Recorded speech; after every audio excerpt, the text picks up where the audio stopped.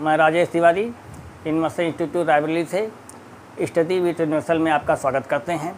हम लोग इस चैनल के माध्यम से आप लोगों के सामने क्लास वीडियो बना करके प्रस्तुत कर रहे हैं और कई वीडियो हम आपके सामने प्रस्तुत कर चुके हैं, जिसमें रीजनिंग के क्लासेज के वीडियो थे और हिंदी भाषा के ज्ञान से संबंधित वीडियो थे। हम बहुत जल्दी ही आप लोगों को लाइव क्लास देने वाले हैं। अभी लॉकडाउन के कारण कुछ व्यवस्थाएं नहीं बन पाई हैं, इस वजह से हम लाइव क्लास नहीं दे पा रहे हैं। तो वीडियो के माध्यम से कुछ वीडियो हम आपको प्रस्तुत करेंगे, जिसमें हिंदी भाषा के ज्ञान से संबंध में हम लोगों ने कई वीडियो आपके सामने दिए और आशा करते हैं कि आपको पसंद आए होंगे, आपका ज्ञान वर्धित हुआ होगा। अगर आप लोग इस चैनल में नए हैं तो सबसे पहले चैनल को सब्सक्राइब करें, जिससे आपको अगला वीडियो का नोटिफिकेशन तत्काल मिल जाए और अपने मित्रों को भी इसके सब्सक्राइब करने के लिए कहें। तो चलते हैं इसी क्रम में हम लोग हिंदी भाषा के ज्ञान में। आज हम संधि पर बात करेंगे। संधि का अर्थ क्या होता है? संधि मतलब जोड़। हिंदी भाषा में इस जोड़ या संधि का मतलब क्या है? जब दो शब्द आपस में मिलते हैं तो पहले वाले शब्द का अंतिम वर्ण और दूसरे वाले शब्द का पहला वर्ण आपस में मेल करके कोई नया वर्ण बना लेता है।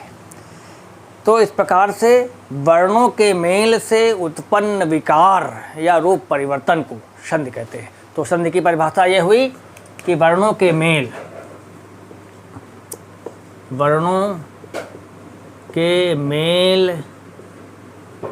से उत्पन्न विकार या रूप परिवर्तन।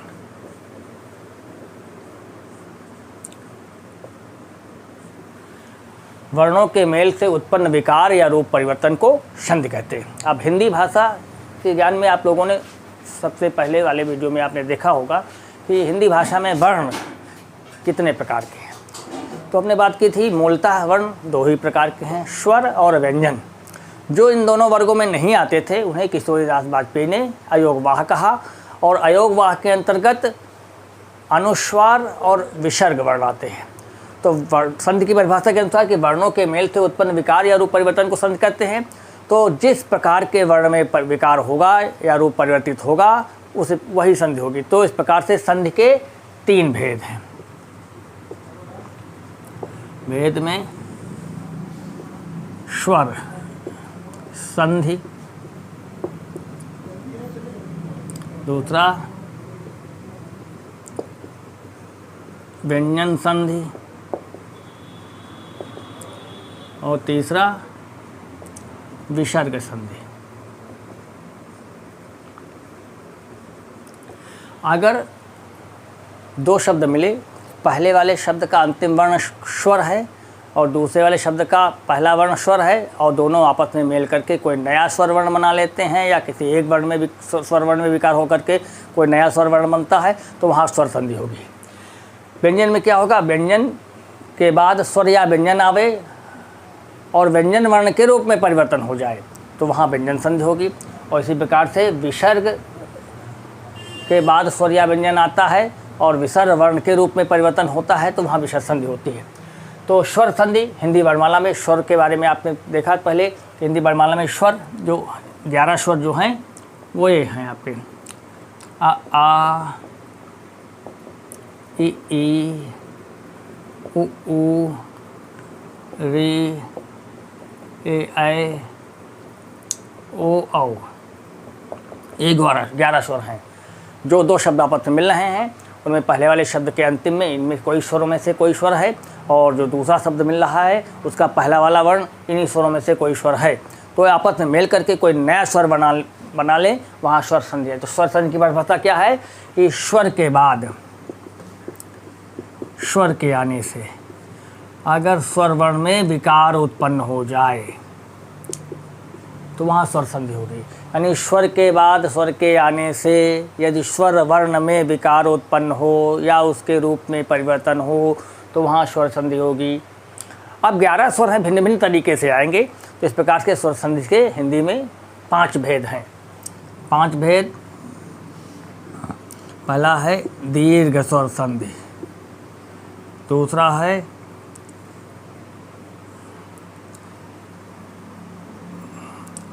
गुण स्वर संधि, तीसरा है वृद्धि स्वर संधि, तीसरा है यण स्वर संधि, चौथा है अयादि, अयादि स्वर संधि। दीर्घ स्वर संधि, गुण स्वर संधि, वृद्धि स्वर संधि, यण स्वर संधि और अयादि स्वर संधि।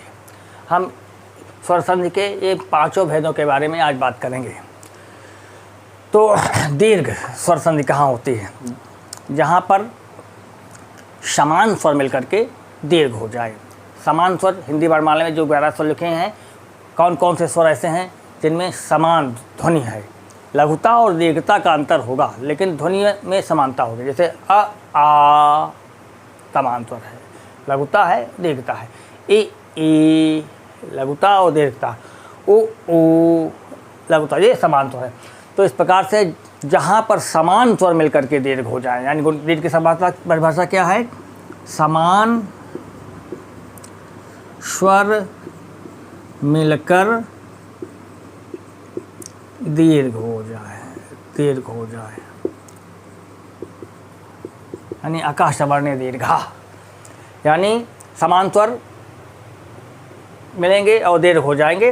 दीर्घ में कौन कौन हो जाएंगे? जैसे आ यानी आ और आ मिलेगा तो आ दीर्घ, ई और ई मिलेगी तो ई दीर्घ, और ऊ और ऊ मिलेगा तो ऊ दीर्घ।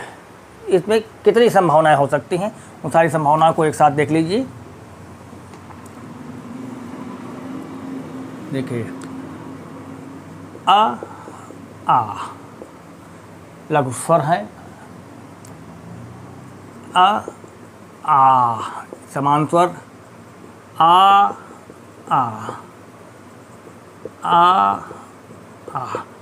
ये समान स्वर है। छोटा, दोनों में लघु मात्रा, इसमें लघु और ये दीर्घ, दीर्घ और ये लघु, दोनों दीर्घ। तो ये समान स्वर मिलकर के आ दीर्घ हो गया। ठीक उसी प्रकार से ई के साथ, ई ई ई ई ई ई, ये समान स्वर, छोटा ई बड़ी ई में कोई पहले कोई बात, लेकिन रहे समान स्वर, दोनों मिल कर के दीर्घ यानी बड़ी ई। ठीक इसी प्रकार से ऊ का, ऊ छोटा ऊ, बड़ा ऊ, बड़ा ऊ, छोटा ऊ, बड़ा ऊ और बड़ा ऊ, ये मिल कर के दीर्घ, बड़ा ऊ। तो ये 12 संभावनाएं हो सकती हैं। यानी शब्द का पहले वाले भाग का अंतिम वाला वर्ण इन वर्णों में से कोई एक होगा, और दूसरे शब्द का पहला वाला भाग वर्ण इन वर्णों में से कोई एक होगा, तो दोनों मिलकर के दीर्घ आ। उदाहरण के लिए हम दिखाते हैं आपको सामने, इसको मिटाते हैं इधर से, और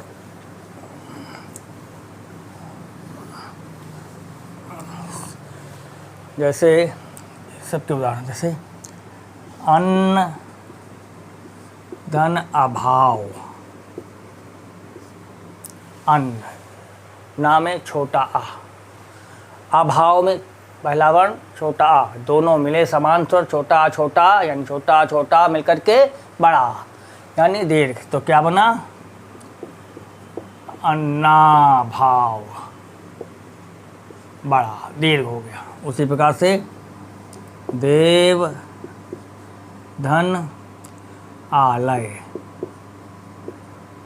देखिए छोटा और इधर बड़ा समान स्वर है, तो दीर्घ हुए, छोटा बड़ा बड़ा दीर्घ हुआ, तो क्या बना?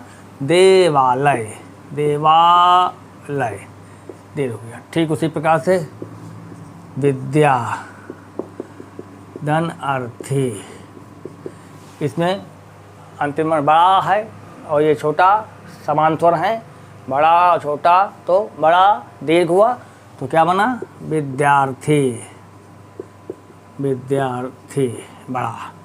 ठीक उसी प्रकार से विद्याधनालय, इसमें बड़ा और ये भी बड़ा समान स्वर है, तो बड़ा बड़ा समान स्वर, तो दीर्घ हुआ बड़ा यानी विद्यालय। चारों में देखें, छोटा छोटा मिलकर के बड़ा, छोटा बड़ा मिलकर के बड़ा, बड़ा आ छोटा मिलकर के बड़ा, बड़ा बड़ा मिलकर के बड़ा, यानी समान स्वर मिलकर के दीर्घ हुए, तो दीर्घ संधि। फिर इसी प्रकार ई में देखिए, जैसे गिरि धन इंद्र, छोटी ई और छोटी तो बड़ी, तो गिरींद्र। उसी प्रकार से गिरि धन ईश, इधर छोटी और इधर बड़ी, समान स्वर, तो मिलकर के बड़ी ई, तो गिरीश। उसी प्रकार से नदी धन इंद्र, इधर बड़ी और इधर छोटी, समान स्वर, तो दीर्घ हुआ बड़ी, तो नदींद्र। उसी प्रकार से नदी धन ईश, इधर बड़ी ई और इधर भी बड़ी ई, समान स्वर, तो बड़ी दीर्घ हुआ, तो नदीस। छोटी ई छोटी मिलकर के बड़ी, छोटी ई बड़ी ई मिलकर के बड़ी, बड़ी ई छोटी ई मिलकर के बड़ी, और बड़ी ई और बड़ी ई मिलकर के बड़ी, तो समान स्वर मिलकर के दीर्घ हुए। ये चारों उदाहरण। ठीक उसी प्रकार से ऊ का देख लीजिए, तो एक ठो उदाहरण, जैसे भानु धन उदय, ये छोटा ऊ ये भी छोटा ऊ, समान स्वर हैं, तो दीर्घ, तो भानुदय। जैसे एक ठो उदाहरण, स्वयंभू धन उदय, अब इसमें बड़ा ऊ है, बड़ा ऊ देखिए, बड़ा ऊ और ये छोटा ऊ, उदय, समान स्वर, बड़ा ऊ और छोटा ऊ मिलकर के दीर्घ बड़ा ऊ, तो बना स्वयंभूदय। इस प्रकार से जहाँ पर समान स्वर मिलकर के दीर्घ हो जाते हैं, वहाँ दीर्घ स्वर संधि होगी। छोटा और छोटा मिलकर के बड़ा, छोटा बड़ा मिलकर के भी बड़ा, बड़ा आ छोटा मिलकर के बड़ा, बड़ा और बड़ा मिलकर के भी बड़ा, उसके चारों उदाहरण ये सामने। ठीक उसी प्रकार से छोटी छोटी मिलकर के बड़ी, छोटी बड़ी मिलकर के भी बड़ी, बड़ी ई और छोटी मिलेगी तो बड़ी ई, बड़ी ई और बड़ी मिलकर के बड़ी, इसके चार उदाहरण ये हैं। उसी प्रकार से छोटा ऊ मिलकर के बड़ा ऊ, छोटा ऊ बड़ा ऊ मिलकर के बड़ा ऊ, बड़ा ऊ छोटा ऊ मिलकर के बड़ा ऊ, और बड़ा ऊ मिलकर के ये उदाहरण। तो इस प्रकार से जहाँ पर समान स्वर मिलकर के दीर्घ हो जाए, वहाँ दीर्घ स्वर संधि है। अब इसके बाद गुण स्वर संधि में आते हैं, इसको मिटाते हैं।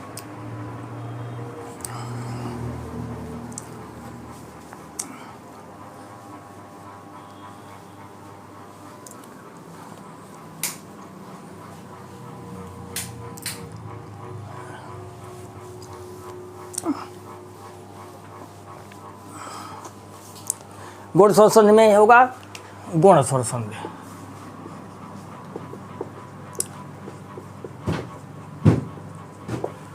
इसमें जब छोटा आ बड़ा आ के बाद छोटा आ बड़ा आ, यानी पहले वाले शब्द का अंतिम वर्ण छोटा आ बड़ा आ से कोई है, इसके बाद छोटी ई बड़ी ई अथवा छोटा ऊ बड़ा ऊ अथवा री, यानी दूसरे वाले शब्द का पहला वर्ण छोटी या बड़ी है, या छोटा ऊ बड़ा ऊ है, या ऋषि वाली री है, तो ऐसे होने पर दोनों मिलकर के क्रम से ए ओ अर हो जाते हैं। 12 संभावनाएं देखें, छोटा आ छोटी ई मिलकर के ए, छोटा आ बड़ी ई मिलकर के भी ए, बड़ा आ छोटी ई मिलकर के भी ए, बड़ा आ बड़ी ई मिलकर के भी ए, 4 संभावना ये हुई। ठीक उसी प्रकार से छोटा आ छोटा ऊ मिलकर के ओ, छोटा आ बड़ा ऊ मिलकर के भी ओ, बड़ा आ छोटा ऊ मिलकर के भी ओ, और बड़ा आ और बड़ा ऊ मिलकर के भी ओ, 4 ये 8 हुई। उसके बाद छोटा आ और री मिलकर के अर, बड़ा आ और री मिलकर के भी अर, 2 ये 10 संभावनाएं इसमें है। सबके हम उदाहरण दिखाए। यानी परिभाषा ये हुई कि जब जिसके लिए है आद गुणा, यानी जब छोटा बड़ा यानी पहले वाले शब्द का अंतिम वर्ण छोटा आया, बड़ा आ में से कुछ है, और दूसरे शब्द का पहला वर्ण छोटी ई बड़ी ई में से कुछ है, तो दोनों मिलकर के ए हो जाए। पहले वाले शब्द का अंतिम वर्ण छोटा बड़ा में से कुछ है और दूसरे वाले शब्द का पहला वर्ण छोटा ऊ बड़ा ऊ से में से कुछ है, तो दोनों मिलकर के ओ हो जाए। और जब पहले वाले शब्द का अंतिम वर्ण छोटा बड़ा आ में से कुछ है और दूसरे वाले शब्द का पहला वर्ण ऋषि वाली री में से है, तो दोनों मिलकर के अर हो जाए, तो वहाँ गुण संधि होगी। तो सबके उदाहरण सामने हैं, देखिए।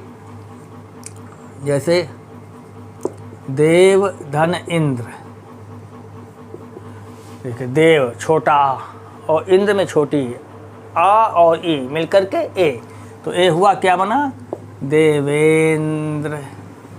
ठीक उसी प्रकार से देव धन ईश, देखिए छोटा देव और ईश बड़ी, छोटा बड़ी मिलकर के ए, यानी देवेश।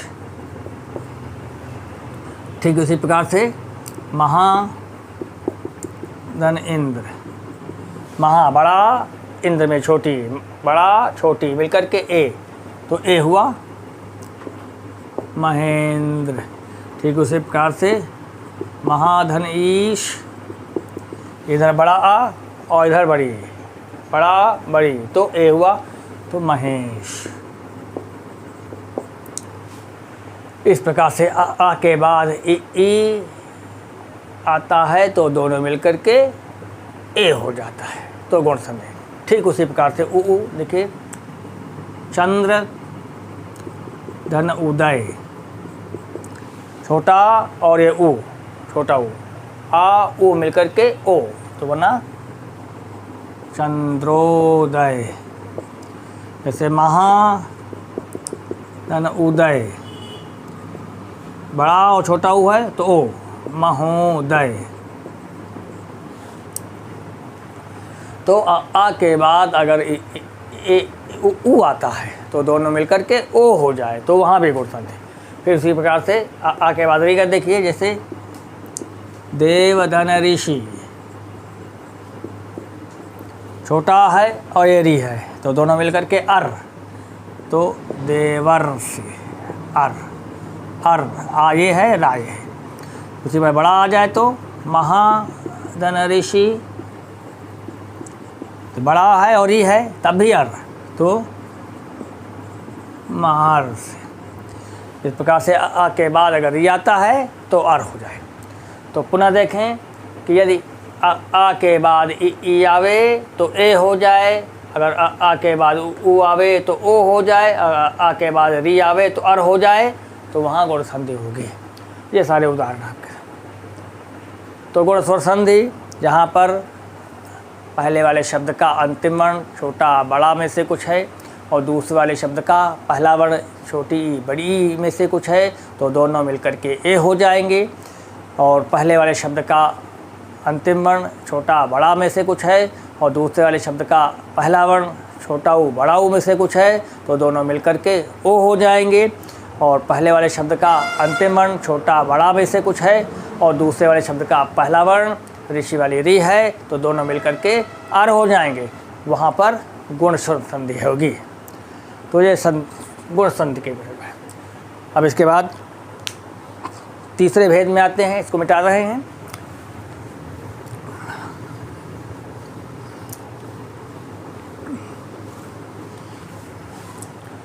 तीसरा है वृद्धि स्वर संधि।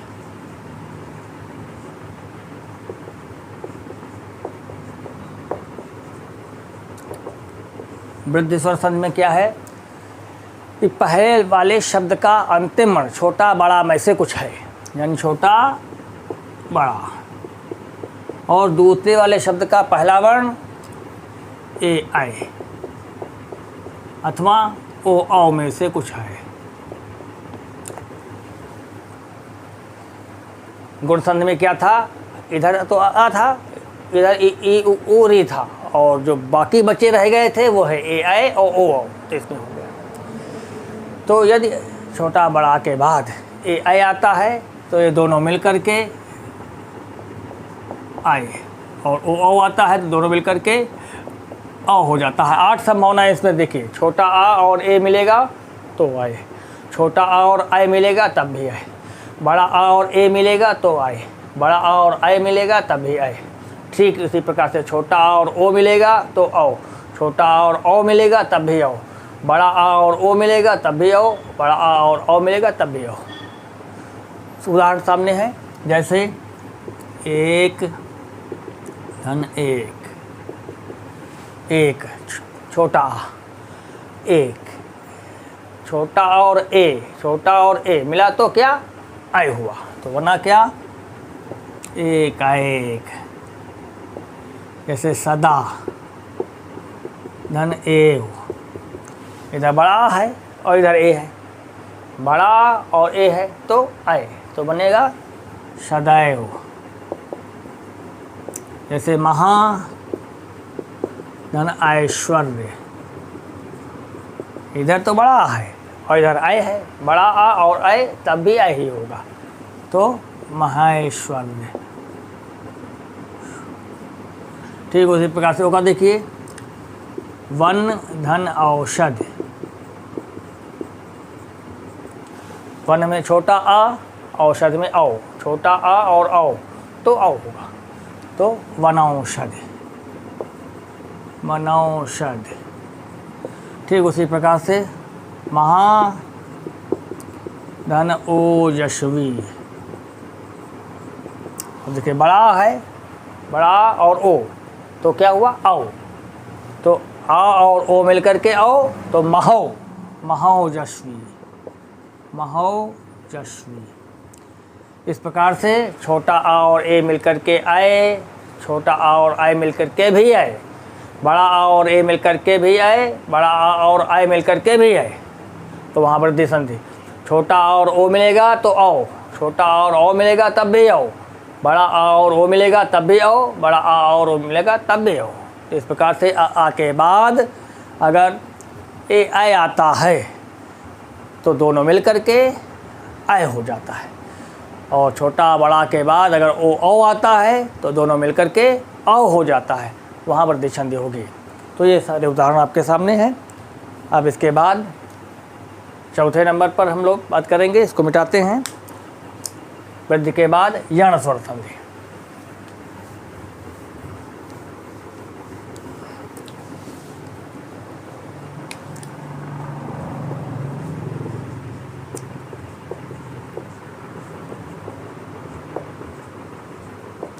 यण स्वर संधि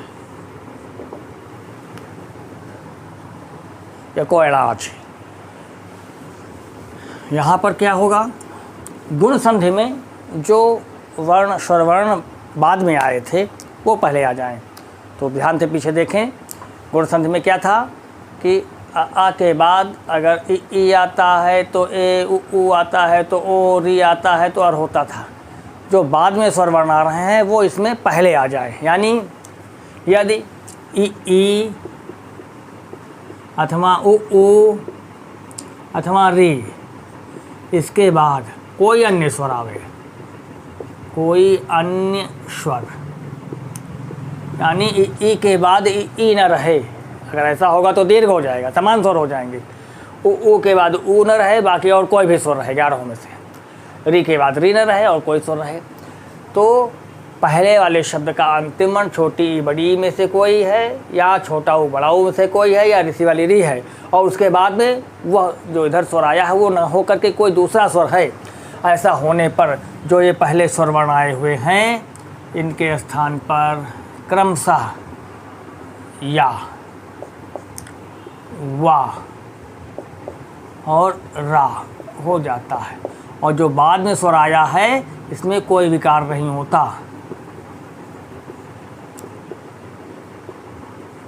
अभी तक देख रहे थे, दीर्घ स्वर संधि में देखा और गुण संधि में देखा, वृद्धि में देखा कि दोनों स्वर मिलकर के कोई नया स्वर बनाते थे। लेकिन अब इसमें क्या है कि इसमें पहले वाले स्वर में तो विकार होगा, लेकिन बाद में जो भी स्वर वर्ण आया है वो जो का त्यों बना रहेगा, उसमें विकार नहीं होगा। तो इस प्रकार से यदि ई के बाद कोई दूसरा स्वर आया है तो ई के स्थान पर या होगा, उ के बाद कोई दूसरा स्वर आया है तो उ के स्थान पर वा होगा, और री के बाद कोई दूसरा स्वर आया है तो री के स्थान पर रा होगा, और बाद में जो स्वर आया है वो जो का त्यों बना रहेगा। ध्यान से देखें इसके उदाहरण को, जैसे है यदि धन आपी, या है, ये दा है, ये हलंत लगाया, इससे छोटी की मात्रा को अलग किया, और ये है आ, और ये है पी। देखिए छोटी ई, इसके बाद आ, छोटी ई, इसके बाद कोई अन्य स्वर आ, तो विकार किस में होगा? छोटी ई में। छोटी ई किस में परिवर्तित होगा? या में। तो छोटी ई के स्थान पर या हो गया, और बाद वाला स्वर में कोई विकार नहीं, तो जो का त्यों स्वर बना रहेगा, और बाकी सारे वर्ण जो कहते हैं ये हो गया। केवल छोटी ई या में परिवर्तित हुआ। तो इस प्रकार से अब इसको जोड़ के लिख दिया, या है, दा आधा दा है तो हलंत लगा है, या में हलंत है, आधा या है, लेकिन उसके बाद आश्वर है तो इसमें स्वर जुड़ गया तो पूरा या हो गया, और फिर ये दे पे तो केवल ई या में बदला। ठीक उसी प्रकार से उनका देखते हैं, जैसे अनु धन ए क्षण, अनु जैसे छोटा हुआ आ है, ना में हलंत लगाया, छोटा हुआ, और ये ए, शा और आना। ये देखिए छोटा ऊ के बाद ए आया, छोटा ऊ के बाद ए अन्य स्वर है, कोई दूसरा स्वर है, तो छोटा ऊ का परिवर्तन किस में हुआ? वा में हुआ, वा में, और बाद वाला स्वर जो का त्यों बना है, और बाकी सारे वर्ण जैसे कि तैसे रहेंगे।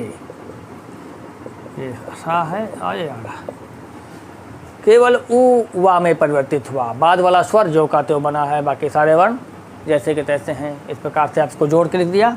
आ है, ना में हलंत लगा है, आधा ना है, वा में एक ही मात्रा जुड़ गई, वाह क्षण, अन्वेषण। री का देखिए जैसे है पितृ धन आदेश, पी है, ता है, और ये री अलग किया, और ये आ, और ये देश। देखिए री के बाद आ दूसरा स्वर है, री के बाद कोई अन्य स्वर, तो री का परिवर्तन रा में होगा, बाद वाला स्वर जो का त्यों बना, सारे वर्ण जैसे के तैसे। अब बस इसको जोड़ के लिख दिया, ये पी है, ये ता है, और ये रा है, और ये आ है, ता रा आ मिलकर के त्रा और देश, त्रादेश। तो केवल एक वर्ण ई के स्थान पर या हुआ, उ के स्थान पर वा हुआ, और री के स्थान रा हुआ, वहाँ पर यण स्वर संधि है। बाद वाला स्वर जो का त्यों बना रहता है, उसमें कोई परिवर्तन नहीं होता।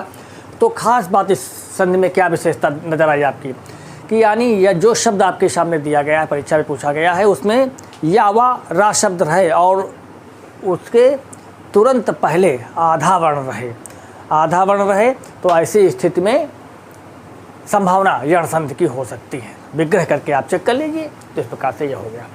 अब यण के बाद एक लास्ट रह गया है, उसको देख लीजिए इसकी, यानी यण संधि की परिभाषा क्या है। यदि ई अथवा उ अथवा री के बाद कोई दूसरा स्वर आता है तो ई के स्थान पर या, उ के स्थान पर वा, और री के स्थान पर रा हो जाता है, और बाद वाला स्वर वर्ण में कोई विकार नहीं उत्पन्न होता, तो वहाँ यण संधि है। तो ये अब इसको बताते हैं। अब यण के बाद अयादि,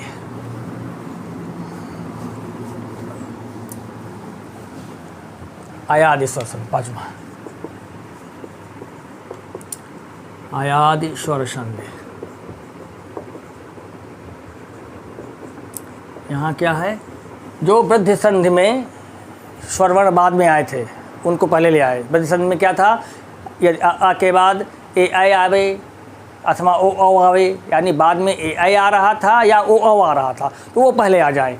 यानी यदि ए आए ओ आओ, इनके बाद कोई अन्य स्वर आता है, कोई अन्य स्वर,